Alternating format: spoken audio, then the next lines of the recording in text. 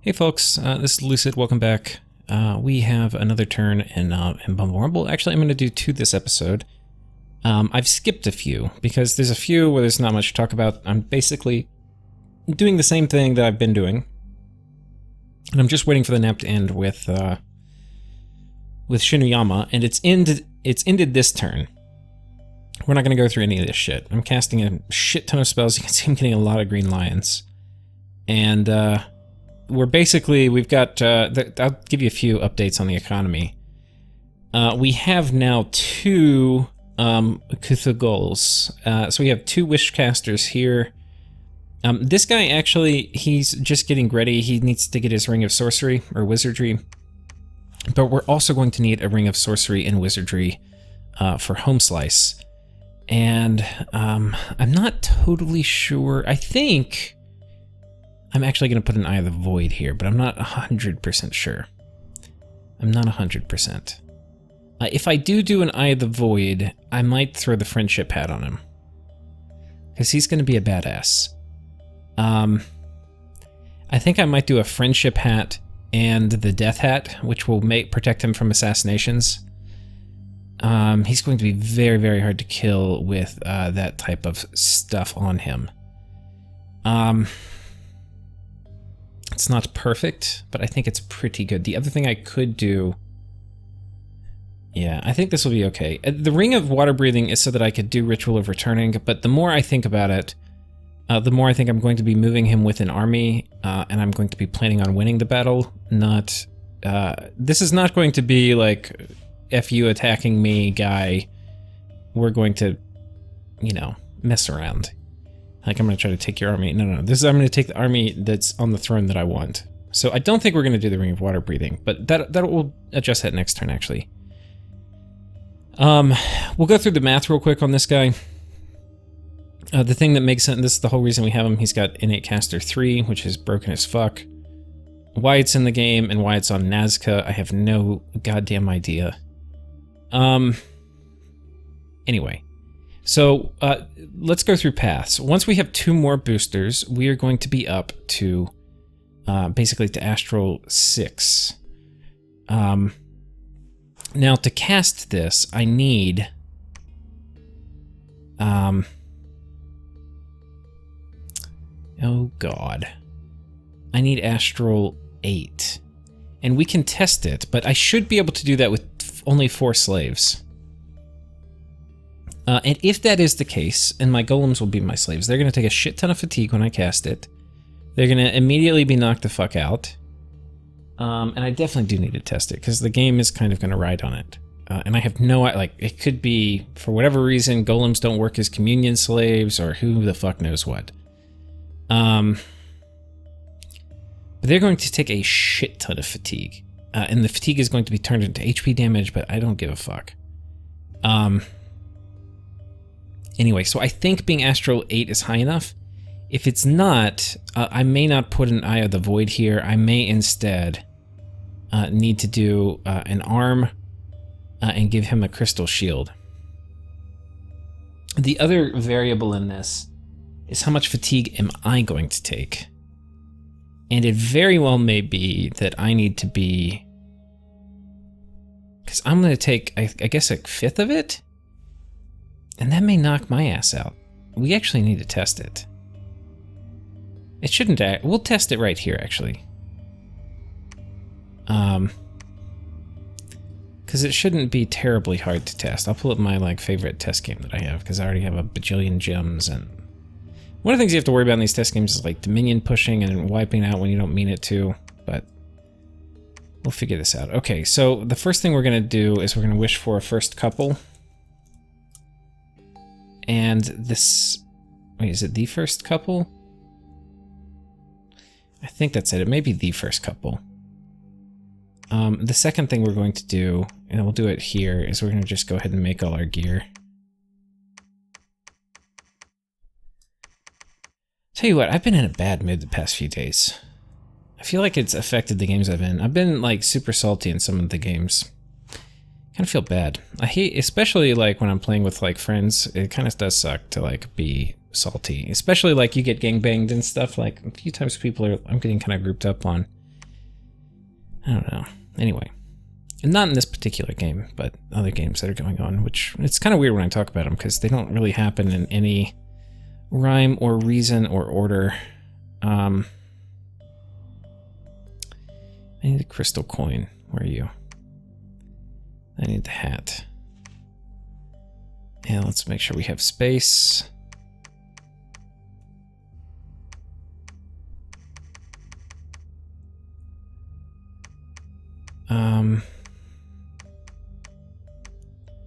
Okay, there were a few other items that I kind of wanted to make. We'll make those here. We'll just go ahead and see how it does with... this is the Wraith Crown. It gives you undead at the beginning, which is kind of cool. And then the other one, which I think I'm going to get, is...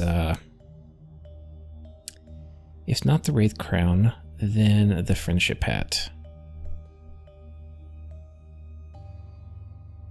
Okay. I don't know if that was quite all the ones we needed, but we're gonna go ahead and do that. Oh, I need golems too. We can do those pretty fast. Okay. Well, whatever.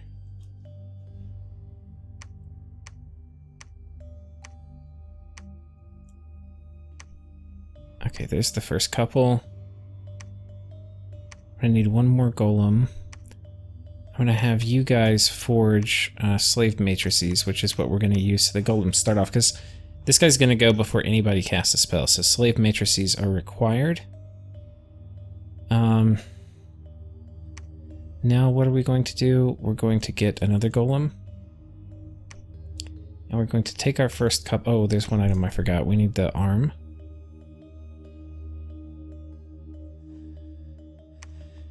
And then we need our favorite item, the Rune Smasher. Okay, and then coming down, let's take a look. Here we go. And then the final thing we're going to do is we're going to make 1, 2, 3, 4. Okay, we're going to make those. And then we're going to have you get all kitted out. Now, we'll do this in a second, but I know we're going to do that. And now we have to give them all of these things. Now I have a final slot. This may be the Eye of the Void, but I'm only going to cast that if... Okay. This gives them Protective Force 40 or 52, which that combined with starting off as being ethereal will help in some assassinations. A lot of assassins, though, are going to, like, have magic attacks. So there's some risk here. Anyway, we'll just hang tight, and then coming down here, we can actually test this now. So basically what we're going to do is put a hat on each of these guys and a slave matrix, and this is what we'll be doing. I've already basically, well, not basically, I basically have this in the game. So I'm just recreating what I have in the game. Oh shit. Well, the thing we need is the matrix. Okay, so I can't do an Eye of the Void because I've got to do the matrix. Because he's not a communion master by default.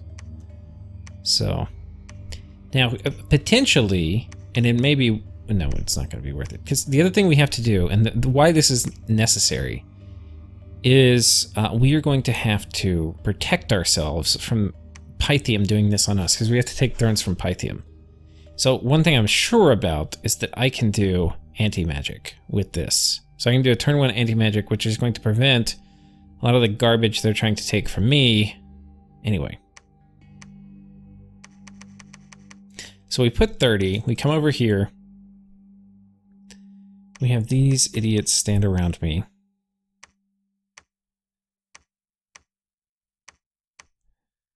If you here, he's going to summon a small little army.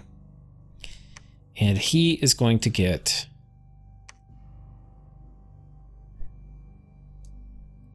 We'll just do it the way I think we're going to do it. We'll do anti-magic and then 2 of these. And if you can run through this, this is basically the exact script and kit I'm going to want to have as part of a major army moving into attack Pythium. Here we're going to go ahead and get this set up. Now, there's a bunch of things, I don't know how the fatigue's going to work. There's a bunch of things I don't know. I don't really... Okay, we'll just have a shit ton of undead on these guys. Okay, patrol. I don't know if it will work on mindless, but we'll do a big PD dump. We'll just see how this goes.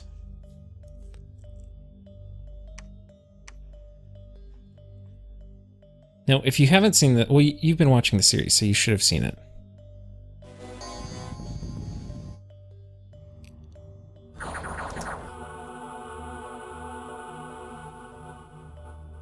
We got a lot of them, but not a huge amount, because our penetration is not terribly high. Let's take a look. So this is the first casting. First of all, we should see that we have anti-magic up. Okay. Magic bonus 6. He is at 200 fatigue, so he fatigued out after the first casting. We might need to get him up one more. I might need 8 golems. If I have 8 golems, I think I have to have 8 golems. Which I can do. I can have 8.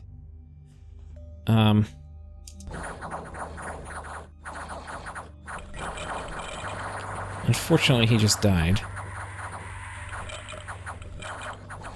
Unless he recovers very, very quickly, which I don't think he will. No, okay. So, anyway, I think we need 8. See, it didn't work terribly well. I don't think it worked on the mindless, so I think having the undead patrol...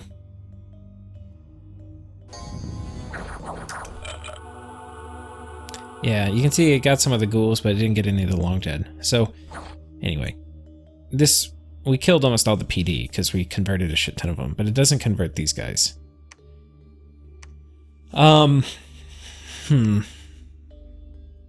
So we're gonna definitely need 8.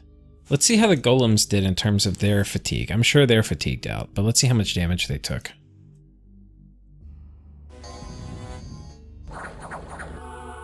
$62 out of 85, so they took a fair amount. Did any of them get afflicted? Some of them did. Lost an eye. It's okay. So we just need 8. I think that's it. Now, why they're going to get hats is because everybody's going to magic phase move at once. But that will be good. I think if we have 8, there's going to be a few things that can happen. One is we can use more gems per cast, and I think if we put additional gems in, I believe, well, there's, okay, yeah, so we're going to have 1 level higher from just being higher, so it's going to be less fatigue, I believe, from the base spell. Shit, I kind of want to try it again. I won't do it here with you guys, but yeah, basically, if we get 1 more level from the communion, there's going to be more people to distribute it to, so it's going to be better for the slaves and for the master. There's going to be less fatigue in total to get distributed, because we're going to be a higher level casting. Additionally, we'll use additional gems. So I think 8 is going to just make it perfect. I'll show you where we've got them getting constructed. So I have 2 golem construction centers. I have which you can kind of do when you have Nexus up. I've got a few here, and these are all getting deployed. We'll just look at their script real quick. These are just pretty typical golem kits. The MR is not really important. The reinvigoration is not. You really don't want. I just put whatever fucking armor I had on them. I didn't have Armor of the Knights, which is probably what you would put. You wouldn't really do rainbow armor. But this will be fine. This will be fine. The little bit of reinvigoration is nice because it gets their fatigue down after they're done casting spells, but that's not even great. The attack is nice, so they actually hit things if there's anything kind of thuggy. I mean... I don't know. I'm not really sold on what the right items are here. It's probably resistance items. So, anyway, it doesn't really matter. They don't even exactly really need them. Unless it's a resistance. Resistance is one of those things, like, if there's something that's going to attack their resistance to the different elements, then it would matter. We're sending one in here, we're sending one in here, we're sending one in here. Magic phase. So that's one of the golem production centers. The other one is down here. Now this is the one where we are actually getting ready. This guy may or may not be used, because I've got him as a thug kit right now. But you can see I have these 3, which have kits basically for rolling with. I actually have 2 more. So potentially when I'm ready to go, either I will have summoned more golems and we will have 8. We'll have 8 one way or another. since that's apparently what I need. I'll probably try to put Armor of the Knights on them. This guy has a gate cleaver just because I had it lying around, but I don't think I even built it. I stole it from somebody. But then they will roll as a unit, and we will probably keep using the Gatestone, and we're going to astral travel on top of this. Big pile of chaff I won't give a shit about. Tartarians I won't give a shit about because we're going to have a shit ton of green lions. We're going to basically... The turns of preparation are basically going to be bringing the green lions. It's going to be bringing basically all of them down here. Yeah.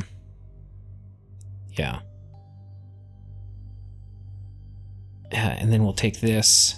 There's a very good chance... The other thing I'm going to have to kind of prepare for is as I do this throne rush, because that is what we're doing now, if you can call it a rush at turn 123, we are going to get attacked here by Tianchi. So we basically are going to have to prepare for that. Now, I don't think there's anything... Well, I don't really have a ton of mages. The other thing we may need to do, and we'll do this on our current turn, is we probably need to start putting more mages inside. And put more, kind of proof ourselves from assassins a little bit better. With more scouts and shamblers and stuff. So anyway, I think that's about it for this turn. Well, no, it's not. So what are we doing? We're taking this guy, we're astral traveling on top of this throne. Now, I baited him, I think. So he's got some big armies here and here.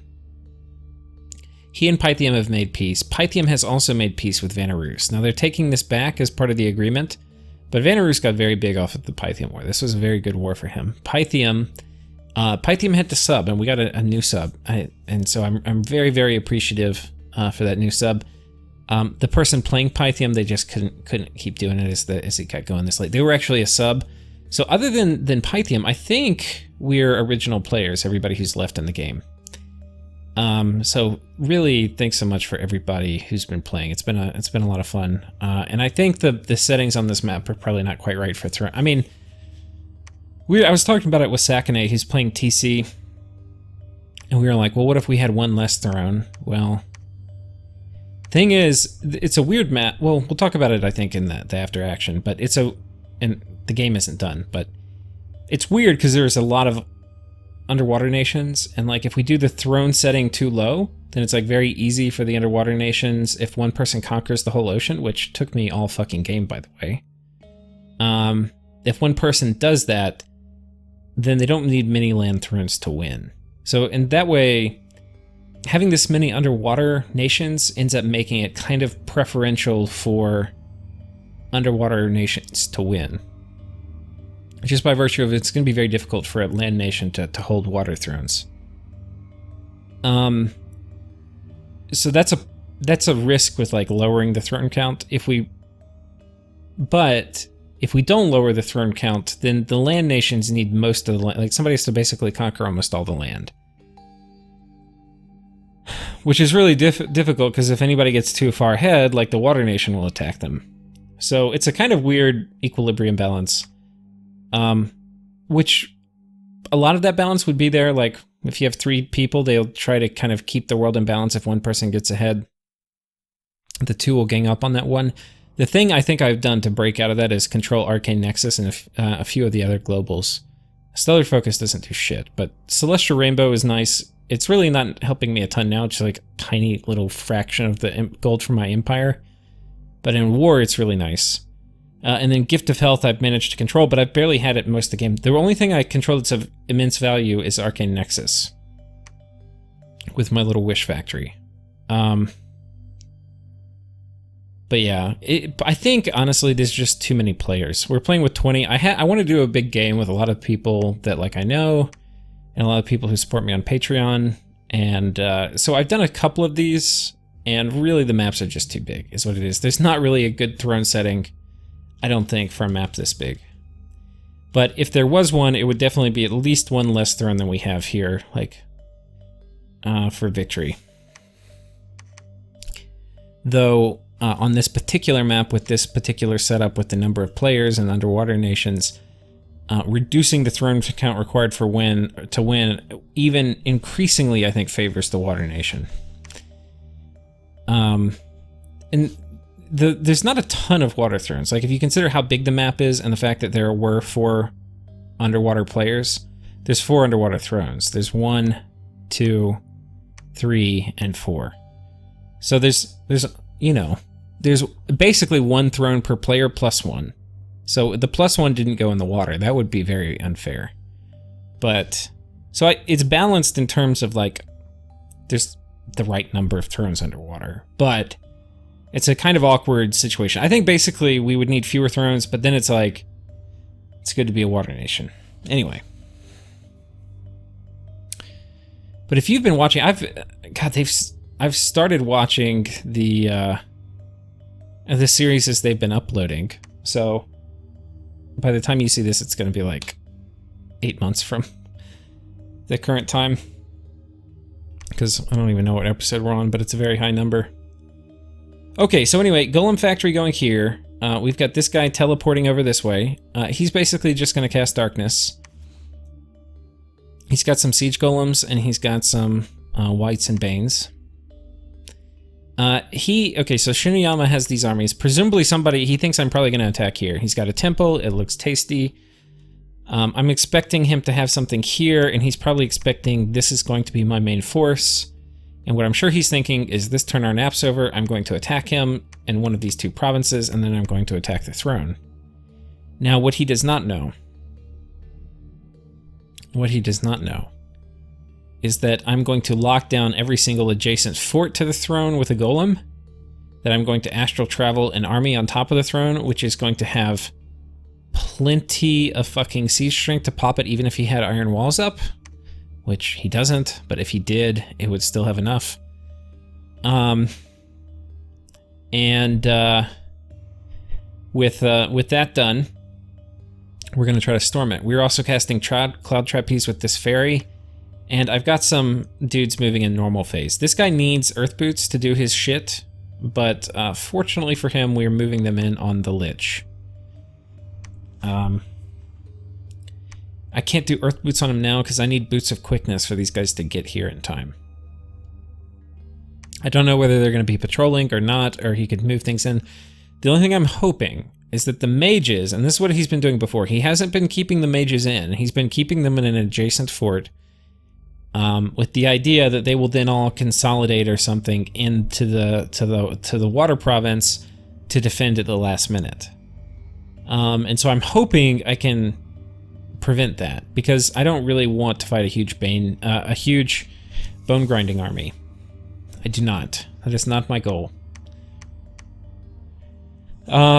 Worst case scenario is this fails, and then I end up having to also use my Malaqui underwater, which would basically consume an item slot.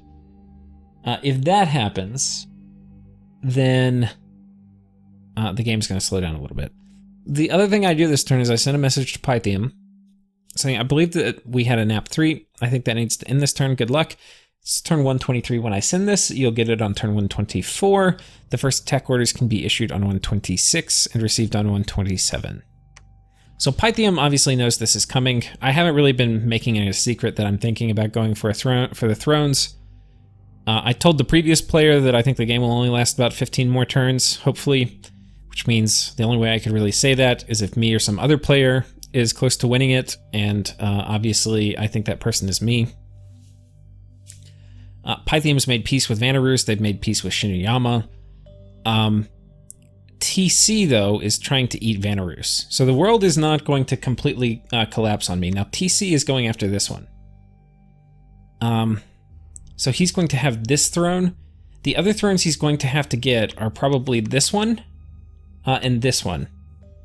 I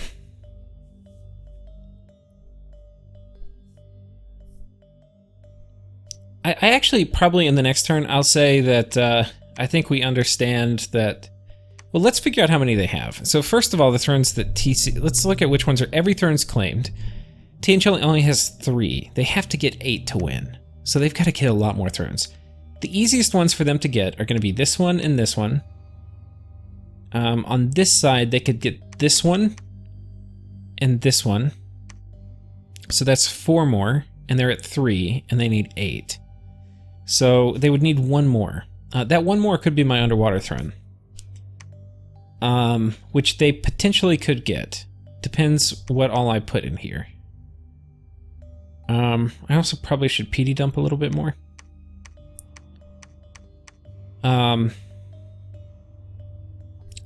One thing that's really good is if I do a PD dump with poison resistance and shark attack and foul vapors, or like regen and not even do poison resistance and foul vapors, and my guys get damaged, I'll just summon a shit ton of sharks. Presumably he'll be doing the same, so it might kind of cancel out, but those are things to think about. Because obviously he's making plans. So that is this turn. There's of course a bunch of other micro stuff happening. We'll go ahead and pull up the next turn. We'll probably take a look at score graphs, because that's one thing I look at almost every turn now. Particularly the score graph I'm interested in is Dominion, though we'll take a glance at all of them. A bunch of stuff. I've got a tart factory up too, because I have Gift of Health now. The tarts we have this one. Fire, Astral, Blood. So this could get, if all the blood unique summons weren't already taken, this would be kind of cool, but that's already happened. We're moving all our tarts here for safekeeping. I've got this guy who's going to be awesome. The other things, so this can Cloud Trapeze. The other thing, and I'm going to be using, I think, vampires for it, in my final assault on Pythium, is I'm going to be doing Blood Rain and Wailing Winds every fight. I also need to think about assassination spam. So I need to, I think, turn on mass commander production in all my forts, which I now have. Because I have a fair amount of bank. So this is my current turn, so we can actually go ahead and do that. We actually have enough.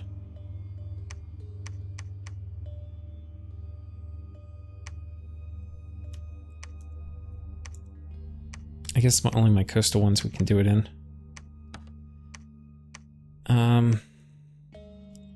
Underwater we can make the scouts though. Here I'm making mostly mages. We'll make a shit ton of scouts, okay.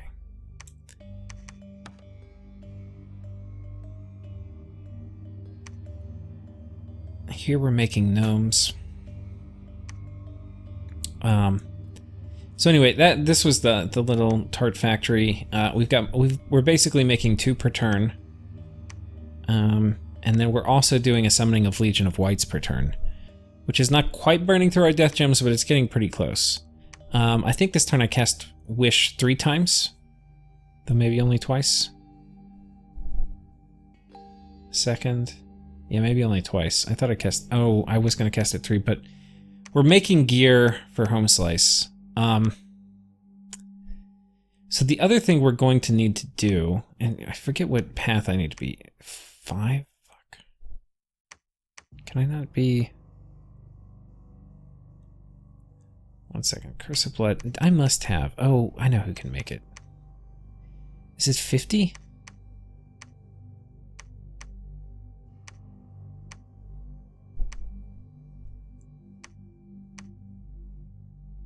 Is it really 50? I know I have a death mage somewhere here. Oh, you're at this throne, aren't you? Okay. So 40, okay. Oh, you have death gems in your inventory. Perfect. I was gonna have to alchemize. Okay. So we're gonna go ahead and make a Wraith Crown. The Wraith Crown is going to be pretty clutch. It's going to be it's one of the best anti-assassin items.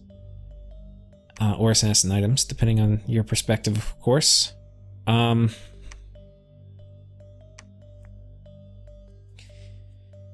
So anyway, that's going to go on. I need to make sure I have a Master Matrix too, because we've already figured out this slot. Okay, well, fuck. This is going to be a Ring of Sorcery. This is going to be a Master Matrix, which I don't have. So you might as well make one for yourself.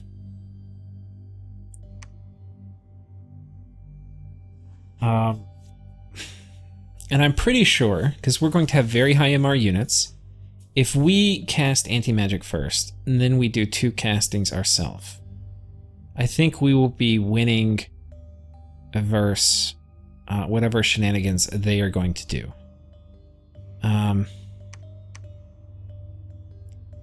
The only risk is the very first casting they do before anti-magic could kind of wreck me. But then I'll be casting it twice and he'll have anti-magic nonce. And I'm pretty sure 2 castings without anti-magic are going to be better than 1 casting with it.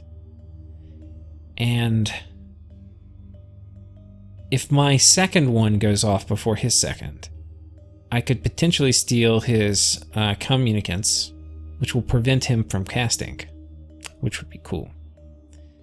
Whereas for me, my golems cannot be stolen because they're mindless. So anyway, we've got a fair amount of golems. How many golems do we have now? 1, 2, 3, 4,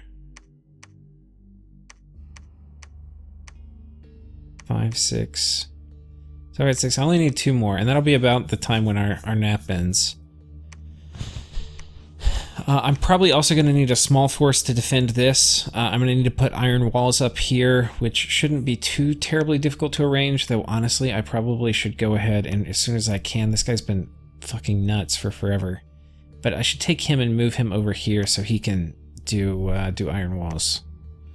Oh, or I have this, you know, we actually could probably go ahead and do it, because I've got these guys. So maybe next turn we'll go ahead and cast iron walls here. I need a plan to cast iron walls here too. The other thing I potentially could do is knock this down and 3 red seconds it, but it's only going to give me 250 more. I don't think that's going to be worth it. And it's kind of risky because he could make a move. Yeah, we're not going to do that. Fuck that. It's the worst idea I've ever heard of. We're going to do iron walls here though. These I think are the only 2 very risky thrones that I have. The other ones he potentially could make a play for, but I think it would be very difficult. We've got a shit ton of, like, we've got these dudes patrolling. I think this would be enough to hold off horrors and things like that too. Though of course you never know. We've got, this one's pretty well protected. Oh, and of course the battles. So we ended up attacking with our golems. So this is not the golem army. This is the main army that Astral traveled in.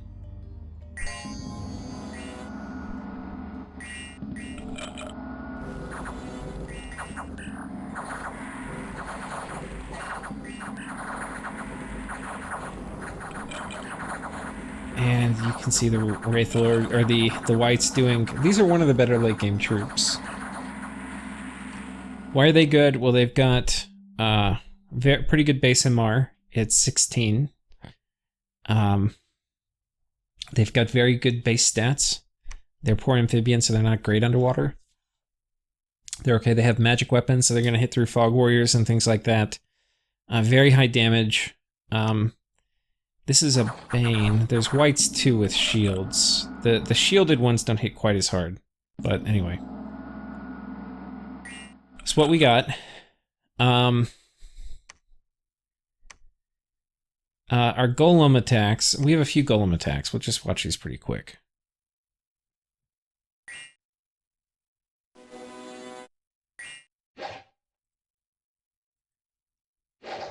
Okay, I mean, there's not even going to be anything to see to here. There's some of these that are, I think, are a little interesting.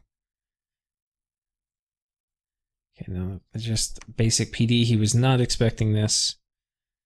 I don't know if I would expect it or not, but if I had somebody sitting there with the Arcane Nexus up for a long time, you really have to expect just everything.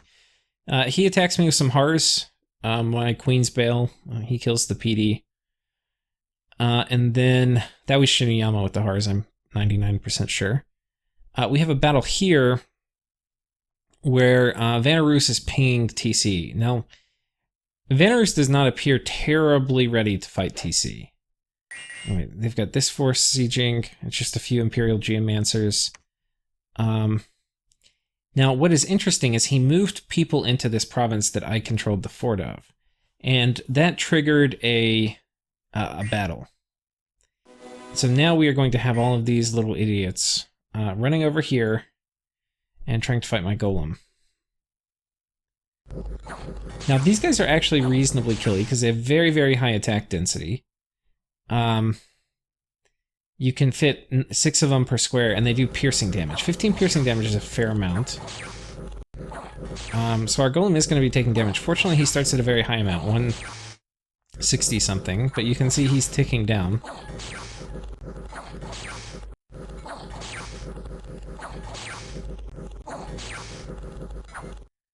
Yeah, they did a fair... If he didn't have Gift of Health, he would have died, I think. I'm pretty sure.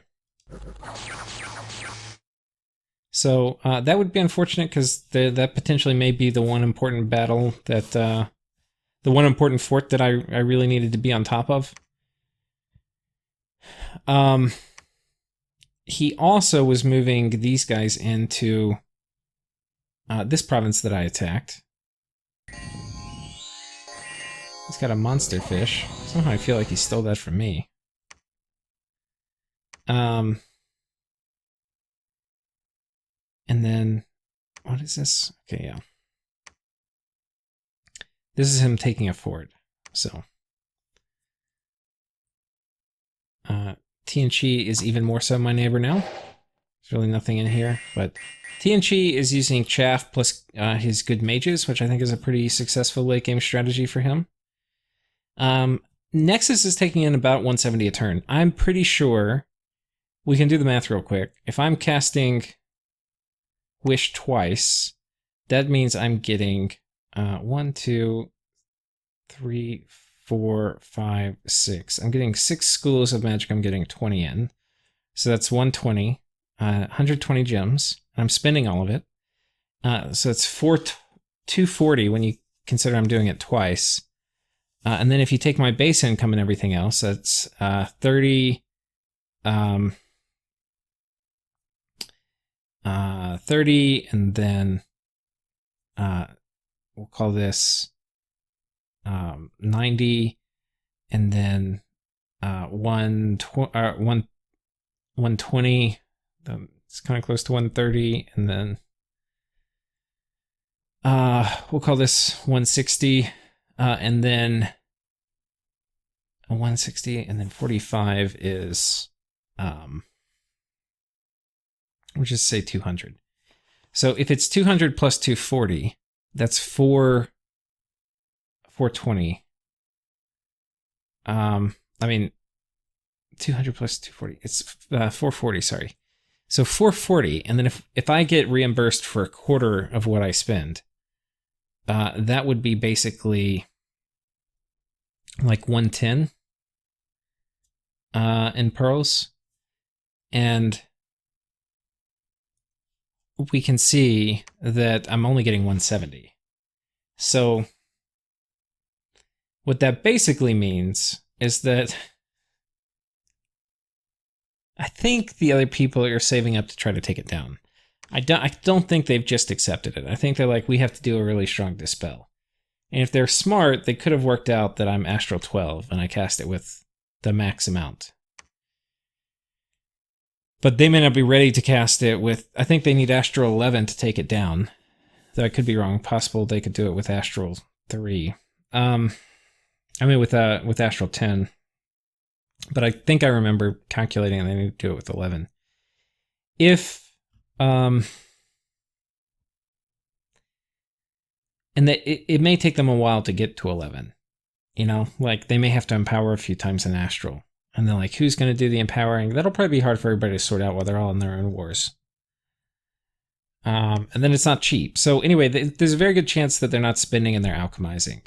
Is basically what I'm thinking. Like, when I'm contributing to, like, 2/3 of my own income. Now, the counterpoint to this is that if we look at gem income, I'm pretty high. And you can't really tell, but this is really only... like 2/5 or a little more of my gym income because most of it's coming from Wish. And this doesn't. It's actually even more coming from Wish because that's not even factoring the pearls I get. I get pearls too from Wish, so I really get 280 from Wish. So this really is about 2/5 of my total income. So anyway, my real income is like way off the chart.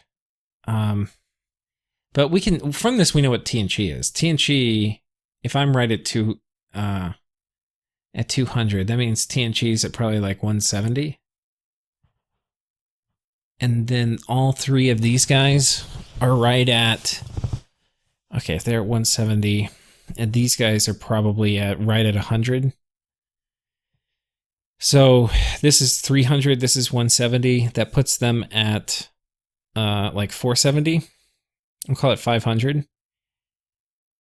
If they were to all spend all their gems, then it would be... God, I have about as much income as everybody else put together. If they were to all spend their gems, it would be 125. So it's like 110 plus 125. That would be 235. So actually, maybe they're spending more than I'm thinking, because they're not completely hoarding. They're not completely hoarding. They're spending 50 out of the 125, so they're saving about half of it. What that means to me is that probably two of these nations are either through neglect, like not spending, or through intention. Two of these guys are probably saving gems. One thing I'm very surprised isn't happening is that Vanarus hasn't put up Astral Corruption. Now, by this point, I'm ready, because my blood slave income is actually through the roof. I think I mentioned this before, but like I said, I would never be a blood power. I was just going to get it for some utility stuff. No, I'm a blood power now. Not as big of a blood power as everybody else, but I mean, I'm probably at like 200 plus, like 250 blood slaves a turn. And then I've got Tarts, so actually him putting Astral Corruption up. Once you have Tartarians, you can kind of cast... You can cast pretty well through through Astral Corruption. But if you are the blood power left in the game, like Vanarus is, you would definitely think about putting up Astral Corruption. So I'll be interested to hear what he says after the game about kind of his thought process there. I think his thought process was that would make people dislike him, and he would rather turn those blood slaves into storm demons, which would actually allow him to win a war. But I'm not sure. Okay, and he may have just thought, look, everybody else is into blood, so what's the point? It would make it more tricky. It would be difficult for me to spend all the gems I'm getting from my wish farm and all that. And then, like, my Kuthghouls would get kind of wrecked by Hars. So I would have to figure out what we're gonna do, what I do with them. Like, God, I don't even know. That would actually be an issue. That might shut down my wish factory. And he probably could figure out that I have a wish factory, but he might not know who I have it with. Like, my god wouldn't give a fuck. But Kuthghouls would. Kuthghouls certainly would. So anyway, things went according to plan. We have locked all these things down. He put some Amber Clan and Bakemono sorcerers here. Now, I do not know what they are. I do not know if this is a bone grinding group. Sorry, the only thing I'm really worried about is bone grinding. This could be, but I don't know. It could be like Slave Matrix, Amber Clan mages, and then Bakemono sorcerers with bone grinding. I think this is probably his go-to Bakemono bone grinding group. And unfortunately, they should be able to move from here into here. I don't know if I could... It's like 2 planes to an ocean, so that would be something like how much movement would it be for this idiot, to move over here? It would only be 17, so he could easily do it. Boop, boop, okay. So that's actually not terribly hard. But if I controlled this province, it would be a lot harder. You get a big penalty for that. And I control this, so it actually, I think, would add some cost. It'd be a little higher than 17. But these guys could do it.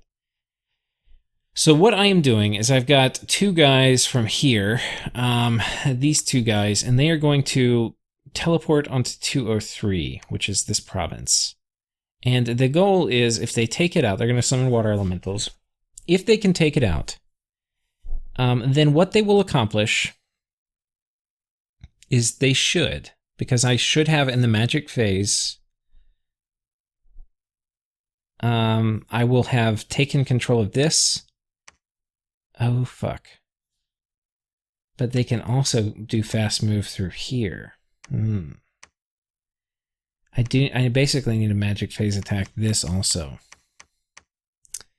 Because I don't want these guys to kind of come and do bone grinding is basically the thing. So I need to figure out somebody else who can magic phase this. I think we can actually arrange this. Because I have some idiots over here. For just such an occasion, okay?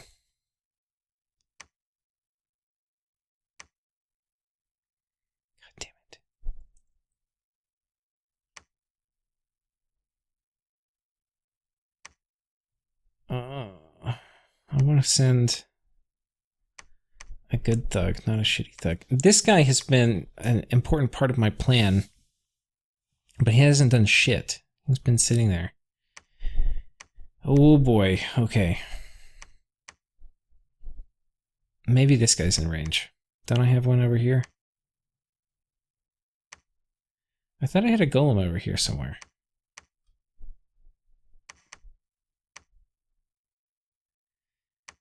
Okay. What are we gonna do?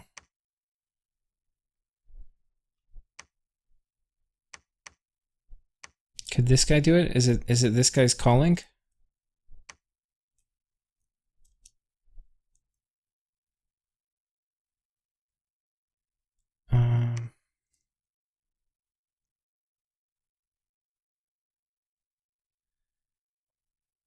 Blood Bowl, okay. How far? 5! 5 is Cloud Trapeze range. Okay. Do I have a Ring of Regeneration anywhere? I have it on my god. My god does not need it. Well, that's it then. This guy's going in, and he's going to do Wailing Winds. Because I need to lock down both of these so these guys can't go through.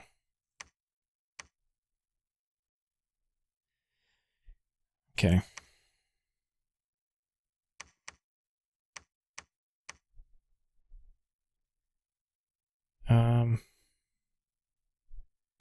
Hold on to this for now. Let's have some...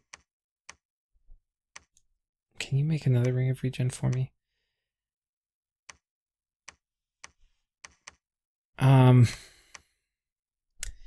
Let's take you, my friend.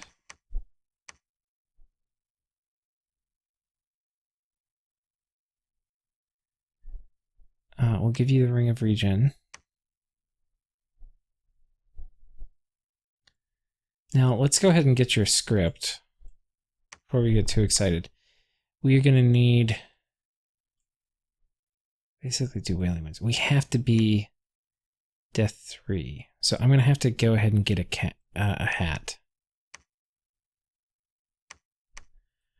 I'm going to have to get a hat. Who has a hat? A skull face is what I need. Okay, we're going to search right here for skull faces. Keep your eyes peeled. Here too, this is my tart factory. I don't really want to interrupt that.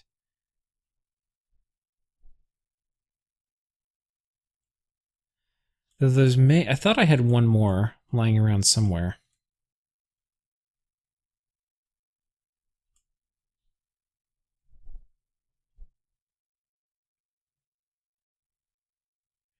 I think I have one on a Vampire Lord somewhere.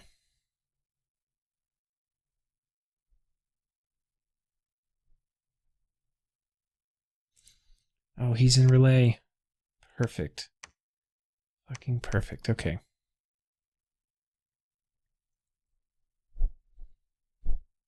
Why am I moving? I don't even really know what his purpose is here.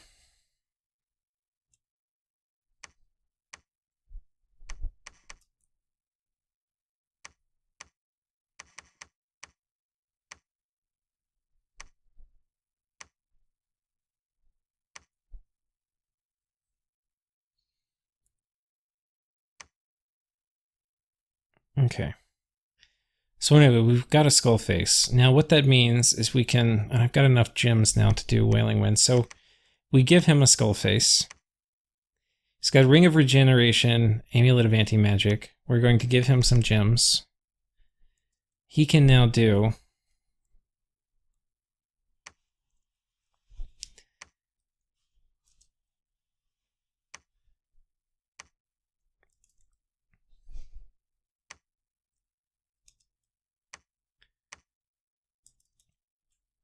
Cloud Trapeze, okay.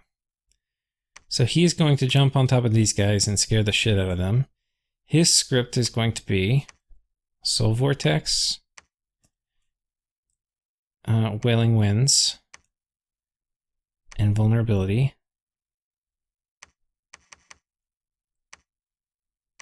Maybe we'll do Invulnerability first.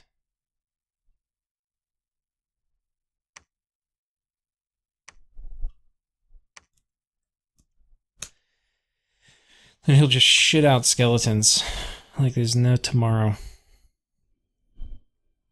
600 HP, I think he'll be just fine.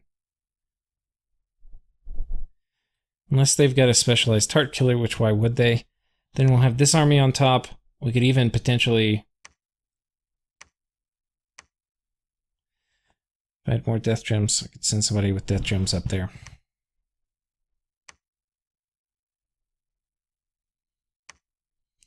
We're going to be raiding here too. I've just taken some idiots and thrown them up here. It's not a ton of siege strength, but whatever. It's going to be a distraction. We may take these coastal provinces from them, or we may not. It depends. If we storm the castle and we're successful, I probably will just sit here and, like, not take their stuff. If I take their stuff, then they're going to be at war with me. I think they're going to be singly devoted to taking this back. So what I'm probably just going to do is take this army and move it in here, rather than take their stuff. But if I take their stuff and they're going to be singularly devoted to taking this from me, it'll give them something else to do. But it'll also give me something else to do. And I would rather not have anything to do. So I'm not sure. They're probably going to come attack this. We will see. The other thing I'm doing is I'm sending a golem here to Thug, and he's got a Ring of Returning. So what is going to happen is, if these guys have some bone grinding script, we're going to trigger it, and then they can piece the fuck out. And he's good enough where there's a very small chance he could actually just kill whatever's here, like PD. But I think that's very unlikely, actually. So, yeah. Basically, we're just going to gem bait this with a golem with Ring of Returning. The existing golems we have are going to... This guy's going to... So we've got somebody who's going to be sieging each of these provinces. And they're just going to retreat. That's going to be a scout. This one should be locked down. This one should be locked down in the magic phase, which should block movement from here to here. There are very limited number of ways to block troop movement. Like, you can't, like, if you magic phase on top of a fort and he had these guys coming in here to attack, that would not stop it. These guys can still go here to attack no matter what I do in the magic phase. The only ways to block it are if there is an open province and somebody was doing a like a 2-move thing, and it required going through that specific province, and you put somebody on it. You can block it. Which importantly may be the case here. So anyway, we're doing that. We're storming the castle. We've got Army of Lead and Ground Army.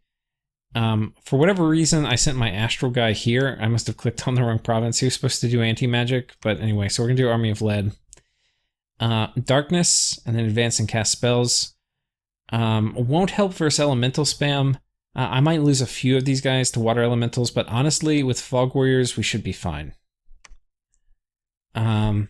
We're going to have Serpent's Blessing too, which will be a little helpful for, like, if he does Foul Vapors or something. But honestly, these guys are not terribly susceptible to that. And with Regen, we'll be fine. And then Fog Warriors is going to make us mostly immune to water elementals. Or the amount of damage it will take is going to be kind of trivial. We're going to make some, we're going to do Friendly Currents here with this guy, and then Grip of Winter. I could do Shark Attack. Why would I not do Shark Attack, honestly? Friendly Currents is good. Grip of Winter, we're not really going to do a fatigue play here. So I think it's better to go ahead and do Shark Attack.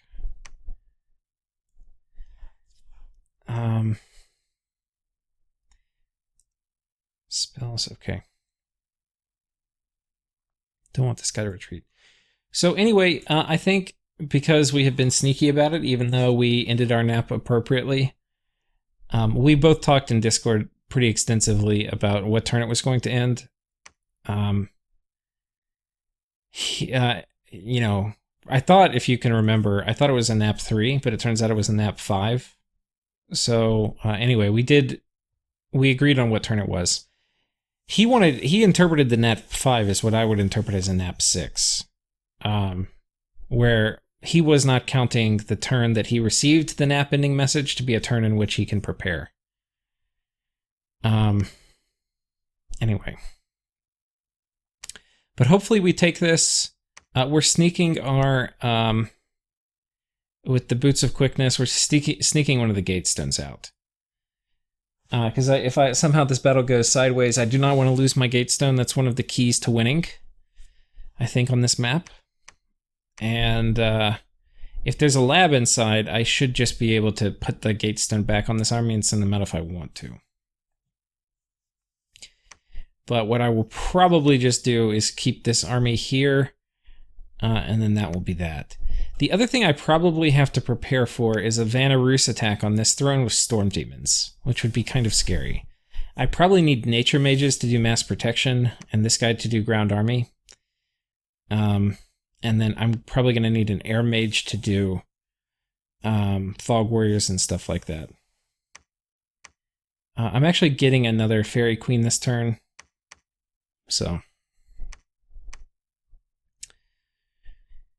that is happening. Where's our current Fairy Queen we made? Because we made and kitted one out here.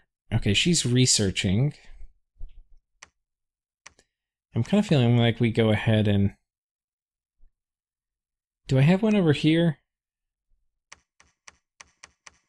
No, I think... Let's go ahead and commit her south. The next Fairy Queen we get, we're probably going to head her up this way. And she'll probably have to guard this one from Vanarus. Do I have one over here? I do. Just making a bag of wind. I have a shit ton of income. I'm probably going to do a PD dump here, just the size of God. Pretty shortly, and then we're going to have the usual suspects up here doing some kind of patrol. But that could go sideways. Anyway. The last time he attacked, he did a whole army. He didn't do Tartarian only. So if I think the script that I want to do for this is going to be one Earth guy doing Army of Gold, or Lead or whatever. Another Earth guy with the Bloodstone doing, Weapons of Sharpness and Earth Boots. And then we'll have a couple Water Mages and Astral Mages doing their thing. But if they fluff up, like, I don't know, 80 PD with that, I feel like that would be pretty good. That's the other thing I should think about for this army, too. Like, if we're going to be fighting into Army of Gold, and that's why I made the Bloodstone, so I'm not doing it here, but I'm not terribly, terribly worried about it, but maybe I should be. Yeah, maybe I'm Maybe I should be more worried. I don't know. I don't know how many water elementals he's going to summon. Potentially, it could be a shit ton.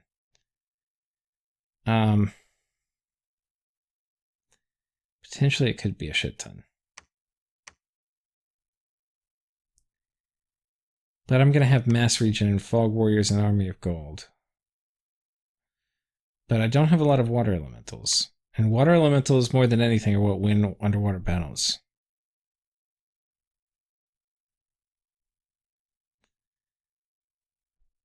So I don't know. I was planning on the hardest part taking this being bone grinding, but I didn't really say, okay, well, what if he summons 100 water elementals? I don't think he can. I don't think he has enough mages. He might be able to summon 30 or 40. I think this army can kill 30 or 40 water elementals. I think they can. Now, he can do multiple gym baits. He can do horrors. They can send horrors at me. That'll be gym bait 1. They can then do... They cannot do a magic phase attack, but they can do an out of fort attack, which I'm almost certain will happen one way or another. That'll be gym bait 2, and then there'll be the real battle. So, in theory, I need gems for 3 castings, which I think I have. Like, this script is going to use 4 and 2, so 6 minimum. Oh man, it'll be close. I might not get ground army off for the real fight. This guy should be able to cast darkness 3 times. This one will probably run out of nature gems, so I don't know. But getting Serpent's Blessing off is probably important. If he doesn't foul Vapor's Trap. It would kill my mages. Or they would all get afflicted as shit. Especially with, like, her being cursed. But we'll run out of nature for the final battle, and then we'll just have Fog Warriors. For this one, we actually have enough water gems to get through this multiple times, so...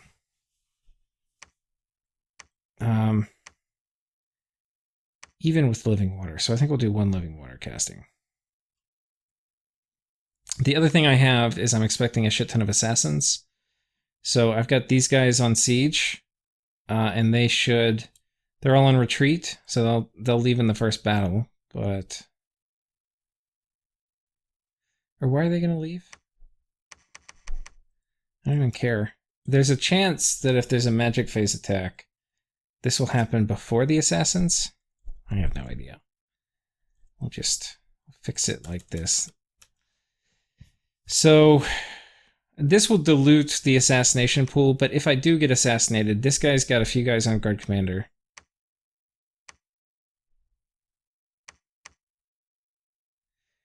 Problem with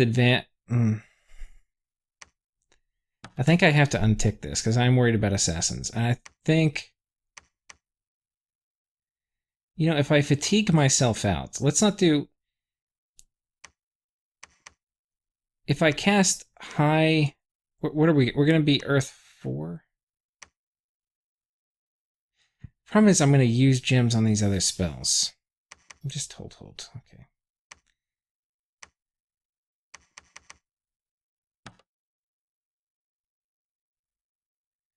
This guy gets assassinated, it would be bad fucking news.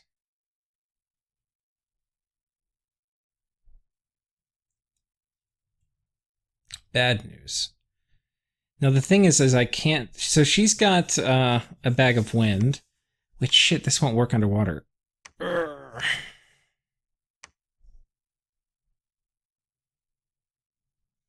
But I don't really have troops for them, because they were all magic phasing in. I think what we'll have to do, actually...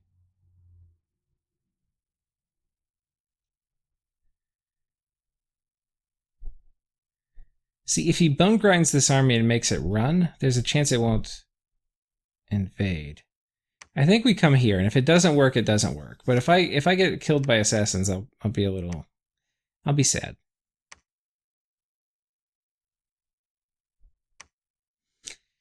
The only other things I could do, potentially, and I don't think I can even do it because I don't really have any more astral hats, would be like Cloud Trapeze or teleport more guys in.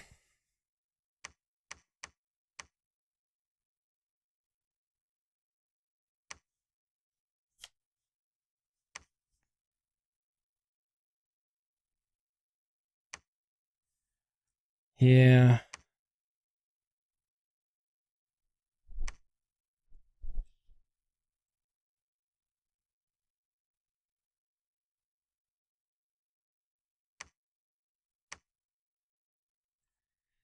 So what are we going to do? I think the only trick is turn off conservative gem use.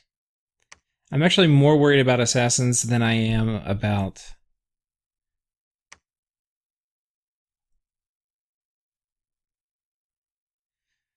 losing the fight. So there's an obvious trade-off here because, unfortunately, and I think this is horseshit, but unfortunately, you won't use gems and assassinations if you have conservative gem use turned on, even though your script's not used. Welcome to Dominions. But anyway, there's a good chance these guys will catch. If they don't, my Lich is going to be one of the harder ones to assassinate because he's got 5 bodyguards. These guys are not bodyguards, are they? They do have rusty fucking armor. Well, who cares? I mean, I kind of care. I think it repairs in forts outside of the water. So yeah, we probably should get them out of the water when we can.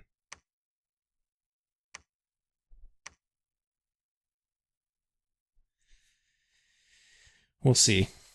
But yeah, we're going to try to storm it. So that's basically it. We're going to ping this. We're going to lock down these forts. This army can come and attack, but this group does not give a shit about Kappas attacking it. And yeah, hopefully we snake this throne. This is the throne. So first of all, we'll get some nice gem income. And then it is the throne of the Churning Ocean, which will give us even more gems. So this is a very high gem province and conjuration bonus, which is nice. So that's basically it. Oh, wait, Mr. Hands, let's put you back on wishing for gems.